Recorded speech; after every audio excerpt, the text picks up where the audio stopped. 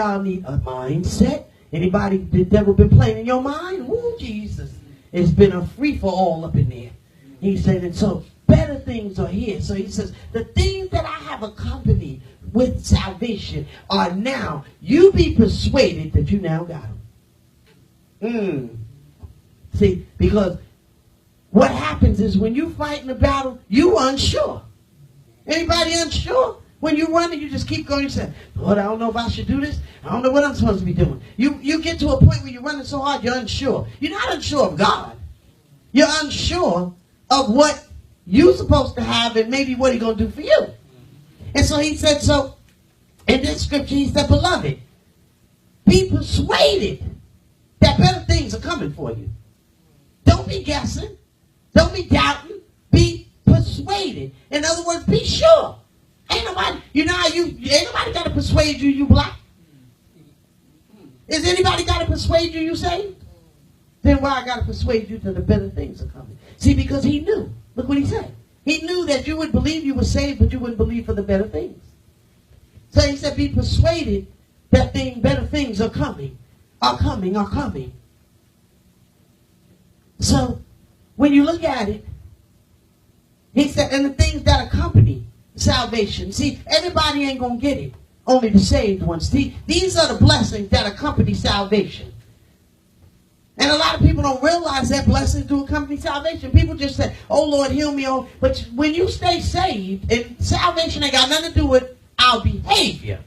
Salvation got something to do with God dying on the cross. The behavior is called sanctification. But he didn't say that. He said, be persuaded if you saved that all the other things in this Bible will accompany you if you believe. This is the faith chapter. So he says, for God is not unrighteous to forget your work and labor of love, which you have shown toward his name, and that you have ministered to the saints and do minister. Have you done that? Have you ministered to people? Saints and unsaints, right? And he says, for God is not unrighteous to forget your work. How many of y'all been working real hard in the church, but don't seem like you're gaining? Real hard in yourself. Real hard trying to pray. Real hard saying, God, please help us. I mean, you working so hard, you just keep begging. Anybody been in the begging side? Lord, I beseech thee. Lord, help me. Lord, help my family. Lord, Lord, Lord, Lord, Lord. And he said, wait a minute. Don't start begging me. Be persuaded if you saved, I'm going to do it. He said, you ain't got to beg. I'm a righteous God. He said, I see your works. I didn't forget what you did.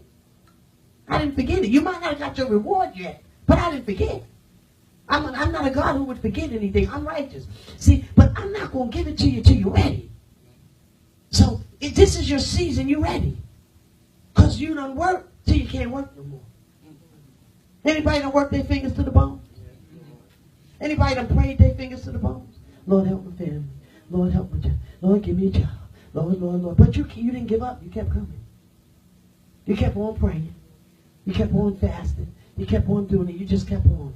And until this morning, God said, okay, take a breath. Breathe. Take a break. Let me handle this. I do have gifts that accompany salvation.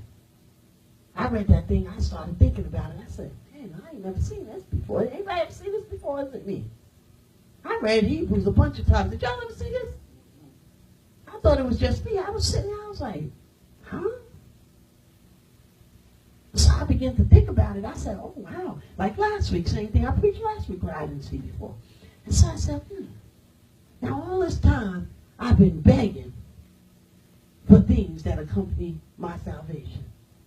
Lord, keep the devil away.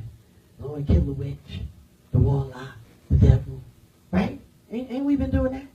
And God said, you begging for something I already gave you. Stop begging and be persuaded. That's interesting. That's a shift. Because here it is. He's saying, you got it already. I don't have to give it to you. I got to persuade you that you got it. I got to convince you and give you confidence that what you asking me for, I already did. You already got it. He said, and the sad part is, you're doing the work. You're ministering to the people, and you're still begging.